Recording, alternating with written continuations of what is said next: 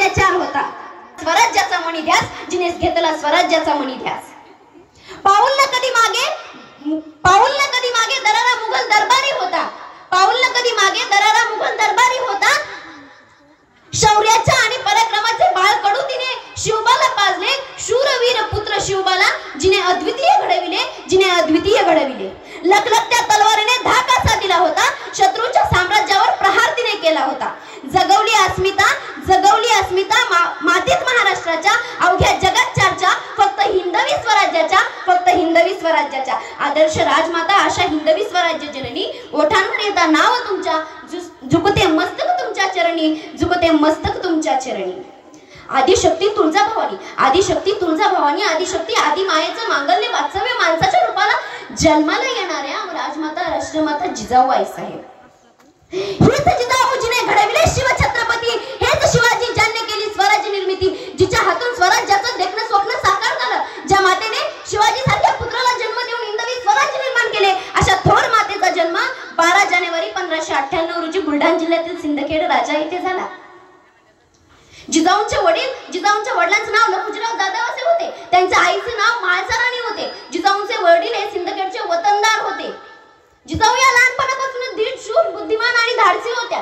त्यांना लहानपणीच राजनीती आणि युद्धनीतीचे धडे गेले होते. नुसती राजनीतीच नव्हे किंवा नुसती युद्धनीतीच नव्हे तर आमच्या जिजाऊ आईसाहेबांना समाजकारण काय असते, समाजकारण कसे करायचे असते, समाजाला एकवटून कसे घ्यायचे असते याची सुद्धा शिकवण आमच्या जिजाऊंना लहानपणीच तिने केली होती.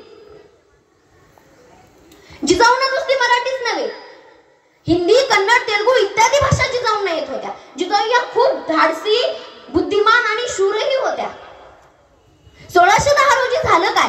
1610 रोजी झालं असं आमच्या जिजाई ज्या वयात मुलींची मनगटातील ताकद या मुली भाकरी थापण्यासाठी लावत होत्या त्या वयात आमच्या जिजाईंच्या मनगटातील ताकद ही तलवारबाजी करण्यात त्यांनी व्यस्त केली. ही सगळ्यात मोठी शोकांकित आहे. आमच्या जिजाऊंचं लग्न 1610 रोजी शहाजीराजे भोसले यांच्याशी झालं. विवाह झाला. शहाजीराजे भोसले यांच्याशी जिजाऊंचा विवाह झाला. विवाह झाल्याच्या नंतर काय? त्या काळी आपल्या महाराष्ट्रावर आदिलशाही व औरंगजेबाचे या दोन्ही राजांच्या जुलमामुळे प्रजा अतिशय दुःखी होती. या दोन्ही राजांच्या दुःखामुळे प्रजा ही अतिशय दुःखात होती. त्या दोन्ही राजांच्या जुलमाच्या ओझ्याखाली आपला महाराष्ट्र अवघा त्यांचा असा जीव गुदमरला गेला होता. अशा वेळी करायचं काय? आमच्या शहाजी राजांनी ठरवलं. जिजाईंना सांगितलं, जिजाई या दोन्ही राजांच्या जुलमामुळे प्रजा अतिशय दुःखी आहे. अशा वेळी आपण छोट्याशा रयतेच्या राजाला जन्म दिला पाहिजे. आणि झालं काय? 19 फेब्रुवारी सोन्याचा दिवस उजडला. शिवनेरीवर सगळीकडे सनई चौघडे वाजू लागले. आमचं राजा जन्माला आलं. ते 19 फेब्रुवारी दिवशी. आमच्या आऊसाहेबांना डोहाळे लागले. ते कसले माहितीये? आंबट खावेसे वाटत नाही, तुरट खावेसे वाटत नाही, गोड खावेसे वाटत नाही, तिखटही खावेसे वाटत नाही. नवलच की नाही त्या डोहाळ्यांचं. डोहाळे लागले ते म्हणजे कसले? घोड्यावर बसावं, भरधाव वेगात धावावं, गावागावात जाऊन गावागावातील स्त्रियांचं रक्षण करावं, त्यांची पाहणी करावी. तलवार चालवावीशी वाटते, ढाल तलवार चालवावीशी वाटते, पट्टा चालवावा असं वाटतो. असले डोहाळे माझ्या जिजाईंना लागले. अहो सांगा ना अशा जिजामातेच्या पोटी पुत्र जन्माला कसा येणार? अशा या शूर वाघिणीने एका वादळाला जन्म दिला की हो. आणि त्याचं नाव होतं छत्रपती शिवाजी राजे. अशा वादळाला तिने जन्माला घातलं. राजा जन्माला आलं. कसं आलं? आज आपण पाहतोय. मगाशीच त्या दीदीने सांगितलं की दुनिया मोबाईल मध्ये व्यस्त झालीये. खरंच आहे. आई ज्यावेळेस जिजाऊ साहेब प्रेग्नेंट होत्या त्यावेळेस त्यांनी काय केलं?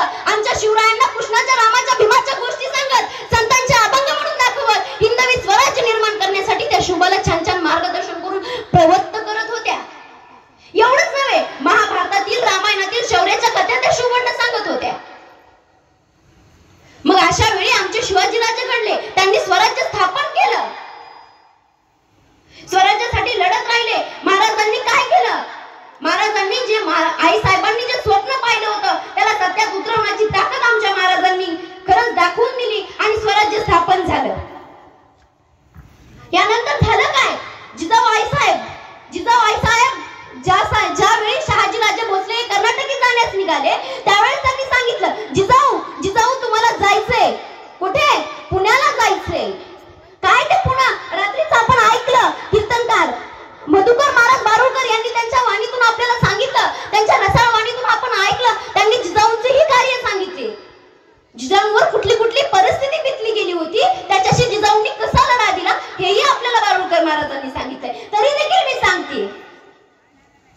झालं